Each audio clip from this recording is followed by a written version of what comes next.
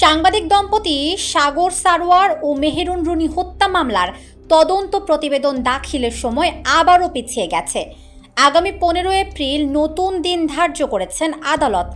এ নিয়ে চাঞ্চল্যকর মামলাটির তদন্ত প্রতিবেদন দাখিল 116 বার পেছানো হলো।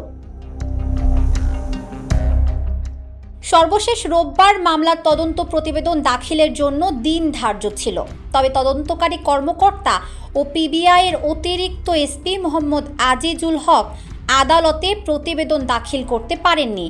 এজন্য আদালত প্রতিবেদন দাখিলের জন্য নতুন দিন ধার্য করেন।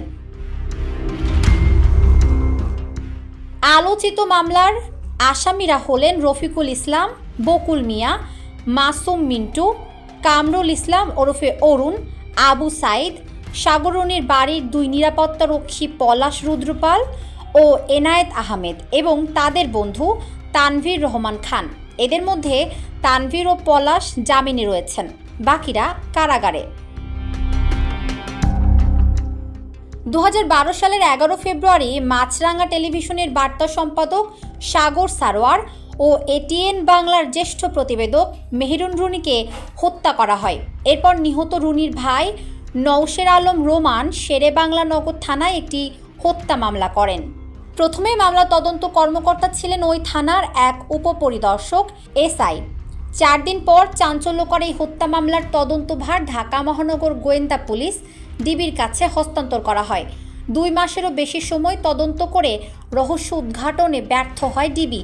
পরে হাইকোর্টের নির্দেশে একই বছরের 18 এপ্রিল হত্যা মামলাটির তদন্তভার র্যাবের কাছে হস্তান্তর করা হয়। গত 30 সেপ্টেম্বর দম্পতি সাগর ও রুনি হত্যার ঘটনায় করা মামলার তদন্তে বিভিন্ন বাহিনীর অভিজ্ঞ তদন্ত কর্মকর্তাদের সমন্বয়ে উচ্চ ক্ষমতা সম্পন্ন টাস্ক ফোর্স গঠনের নির্দেশ দেন হাইকোর্ট। তাদেরকে 6 মাসের মধ্যে তদন্ত শেষ করতে বলা হয়।